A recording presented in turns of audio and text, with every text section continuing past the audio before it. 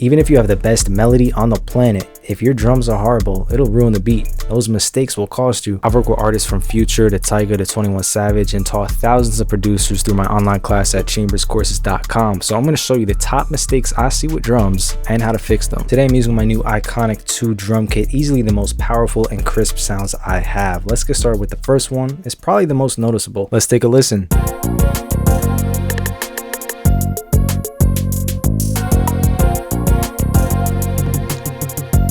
I mean, it's pretty straightforward. We're dealing with a really bad mix on the drums. Maybe the sounds you chose are inconsistent or you're just not really good at leveling. Regardless, I have some guidelines for you. First, let's listen to these drum patterns.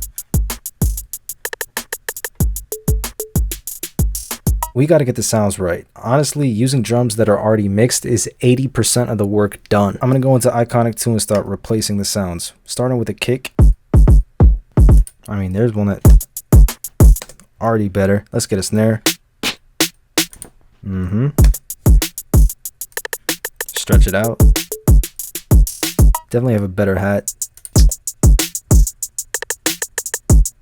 Not only are all these sounds fully mixed, they're also consistent volume wise throughout the entire kit. I hate using packs where like a kick will be blown through my headphones and then the claps are almost silent. I'm always going to go with the sounds I trust that I made myself. See, let's replace these perks real quick. So with the drums replaced,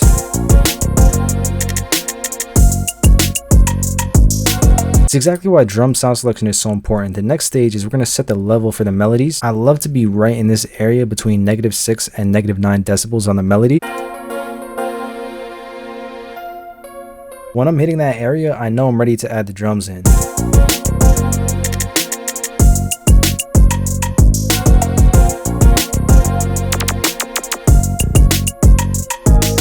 You need that kick to be hitting, and make sure that snare is slapping too. Here's before. Now here's Iconic 2 with some leveling.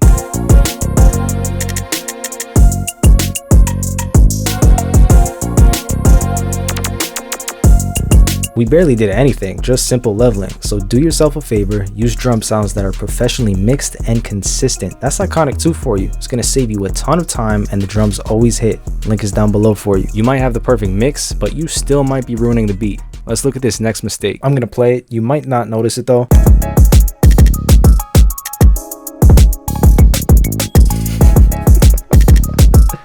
Obviously, the drums are way too simple.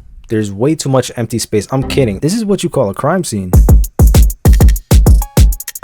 Sounds like I'm having construction work done in my house right now. It's horrible for the artist. It's horrible for the listener. There's no space. There's no room to breathe. Let's fix it. We're just going to chip away until we have what we want. So I really don't need all these extra notes.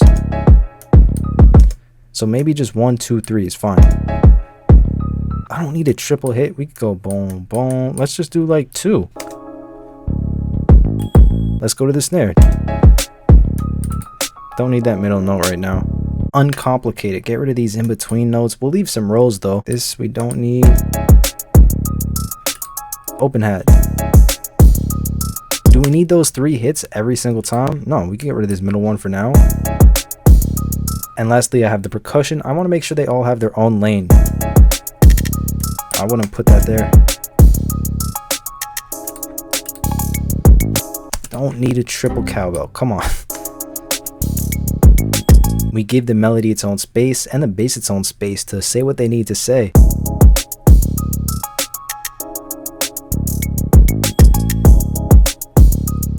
Put an artist's voice on this. They have plenty of space to express themselves, say what they need to say. You gotta learn to appreciate the space in the beat. Sound selection, mixing, space. There's so many aspects of beat making to learn. I know it could be overwhelming. So I made over 30 organized lesson plans teaching everything you wanna know about music production in my online class. You learn at your own pace, on your own time. Every minute is valuable. I don't teach anything that doesn't help you. Plus, you get my drum kits included free for 40% off the online class, which is a huge discount. Use code JOIN40 before the sale is over. chamberscourses.com, link is down below. On to the third mistake. Here we are again. See if you can figure it out before I say it.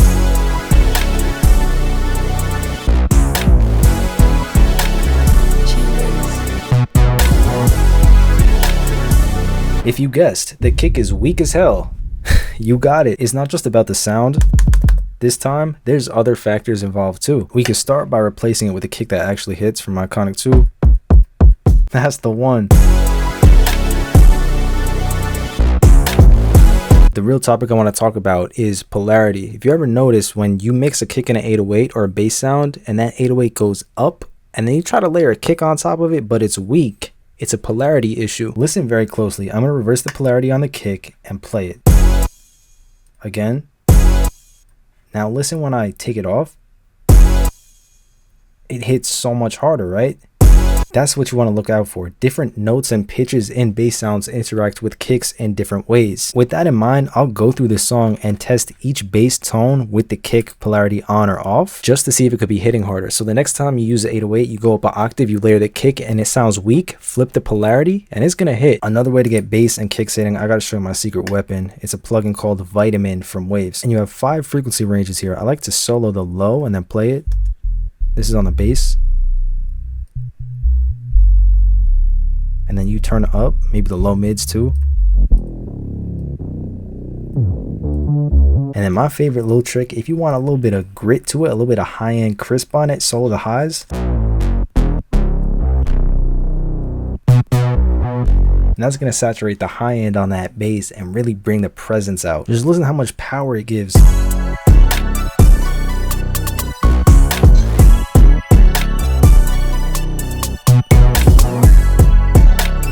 Other plugins will help you hear the bass, but Vitamin makes you feel the bass. It's a beast and you're going to want to get it while it's on sale. I think it's $35 right now. It's usually $150. So hit the link right there or down there to get Vitamin. You're going to want to put this on your 808s. The final mistake is about hi-hats and how much they impact the beat. This kind of thing always throws me off.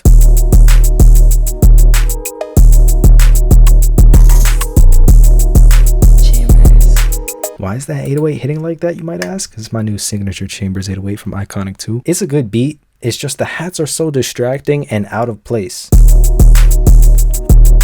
The characteristics of sound matter based on the style of music that you're making. So for this trap style specifically, you're going to want a more tight, short, lighter hi-hat, not something like this.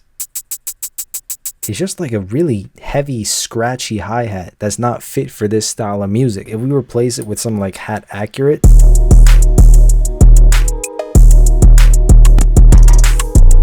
it fits in the beat much better, even global.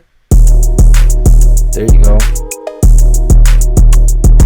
With hi-hats, you got to get it right because it's the most consistent sound that you hear throughout the beat. You know, like something like that. I might save for some R&B or even sprinkle into a trap beat here and there. When you listen to the kit,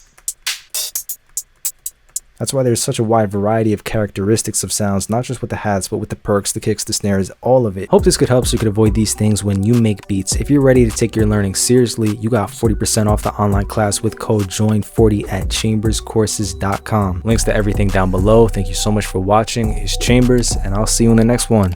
Peace.